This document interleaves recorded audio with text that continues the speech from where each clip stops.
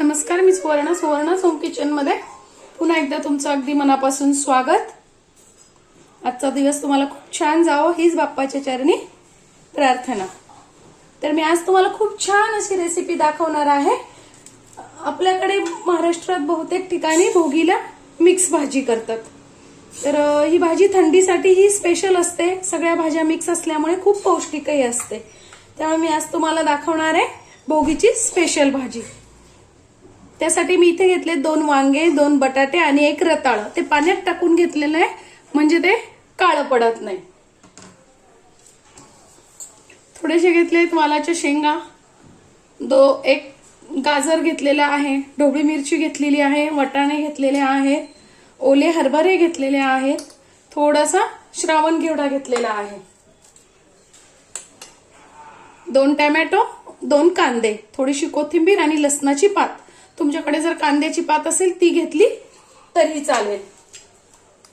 आणि थोडंसं ग्रेव्हीसाठी घेतलेले 2 चमचे शेंगदाणे, 2 चमचे पांढरे तीळ, 1 इंच आल्याचा तुकडा, 2 ते 3 हिरव्या मिरच्या, थोडंसं खोबरं आणि 5-6 लसणाच्या पाकळ्या। तर मी लसणाची पात घालतीये म्हणून लसणाच्या पाकळ्या कमी घेतलेल्या आहेत। तुम्ही लसणाची पात नसेल तर इथे लसूण थोडासा वाढवला तरी चालणार आहे। आणि मिरचीचं प्रमाण तुमच्या तिखटाच्या स्वादानुसार तुम्ही घेऊ शकता। आणि भाज्यांचंही प्रमाण तुम्ही तुमच्या आवडीनुसार, तुम्हाला यातली एखादी भाजी नसेल आवडत ती तुम्ही नाही घेतली तरी चालणार आहे। आता सुरुवातीला मी जे आपण हे सामान घेतलेलं आहे, लसूण, मिरची, त्यानंतर आलं, हे सगळं छान अगदी 1च चमचा तेलावरती थोडंसं परतून घ्यायचंय।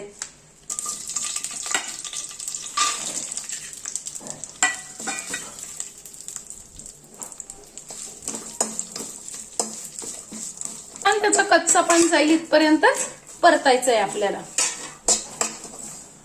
हे मसाले कुठलेही वापरलेले नाहीये कारण मी वर्षभरीचा आपला जो साठवणीचा काळा मसाला असतो तोच या भाजीत घालणार आहे, म्हणून मी इथे खडे मसाले वापरलेले नाहीये। तुम्ही इथे खडे मसालेही वापरायचे असेल तर वापरू शकता। आता छान आपलं हे परतणं झालंय, आपण काढून घ्यायचंय कडे। हे आता आपल्याला जे भाजून घेतलेलं आहे तीळ, लसूण, खोबरं, हे सगळं छान आता थोडंसं गार होऊ द्यायचंय आणि मिक्सरला फिरवून घ्यायचंय। मिक्सरला ते फिरवताना त्याच्याबरोबर आपल्याला कोथिंबीर आणि लसणाची पातही त्यातच टाकून घ्यायची।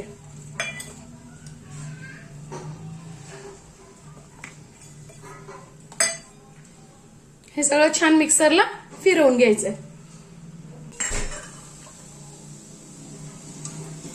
2 पळ्या तेल टाकून घेतेय।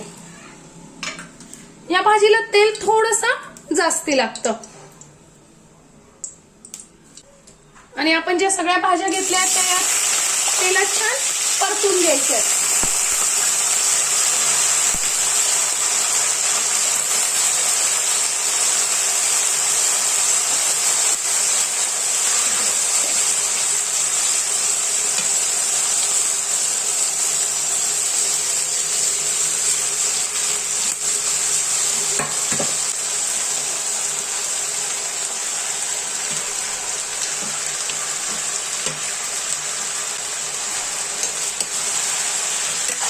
या सगळ्या भाज्या तेलावरती वाफवून घ्यायच्या आहेत आपल्याला।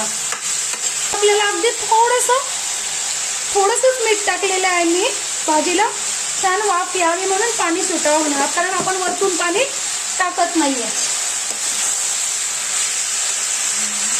म्हणून अगदी अर्धा चमचा मीठ टाकून मी भाजी वाफवून घेणार आहे। गॅस मीडियम करायचा आणि झाकण ठेवायचं।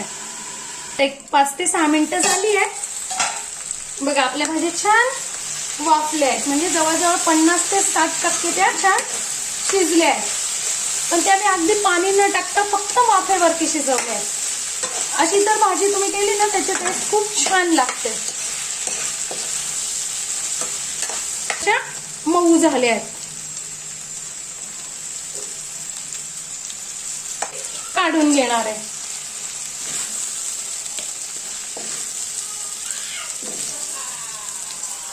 पातेल्यात मी अशी भाजी सगळी काढून घेतली आहे। पळी तेल परत घालून घेतलेलं आहे। आता हा माझा छोटा चमचा आहे, टीस्पून आहे, तो मी घेतला. 1 चमचा मोहरी, 1 चमचा जिरं. जिरं मोहरी छान तडतडू द्यायची आहे. तळले की छान आपल्याला टाकायचे 5-6 पानं कढीपत्त्याचे. अर्धा चमचा टाकायची हळद, अर्धा चमचा हिंग आणि आपण जे वाटण करून घेतलेलं आहे ना ते वाटण टाकायचं यात. मी पाणी न घालताच वाटण केलेलं आहे. छान तयार होतं ते वाटण. पाणी न घालताच करायचंय. खमंग असा वास छान येतो या वाटणाचा.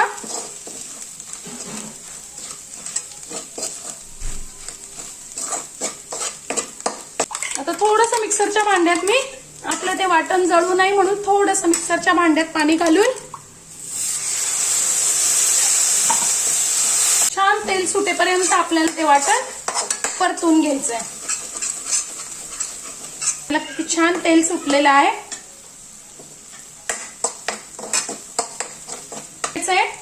2 चमचे तिखट मसाला तुम्ही तुमच्या आवडीनुसार टाकू शकता. हा माझा छोटा चमचा आहे. 2 चमचे मसाला, 2 चमचे धने जिऱ्याची पावडर.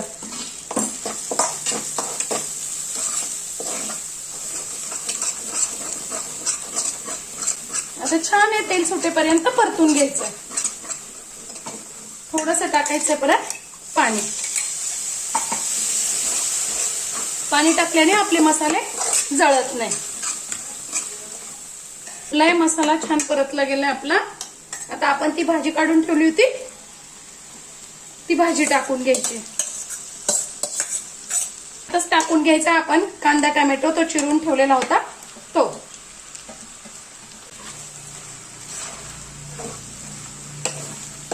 तुम्ही मसाला परततात तेव्हा कांदा टोमॅटो टाकला तरी चालेल. आमच्याकडे थोडासा कचरट आवडतो म्हणून मी नंतर टाकलाय.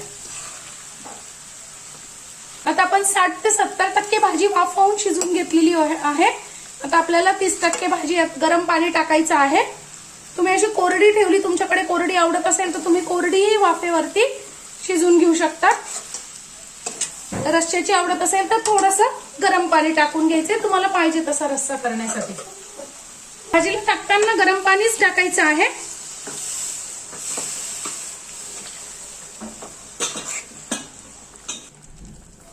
आपण भाजी वाफवताना थोडंसं मीठ टाकलेलं होतं. आता मी परत 2 चमचे मीठ टाकून घेते. मीठ तुमच्या स्वादानुसार तुम्ही कमी अधिक करू शकता. साधारणतः 1 ते 1.5 इंच गुळाचा खडा टाकतेय. आमच्याकडे गुळ आवडतो, तुमच्याकडे नसेल आवडत तर तुम्ही नाही टाकला तरी चालणार आहे. हे अर्ध लिंबू पिळणार आहे.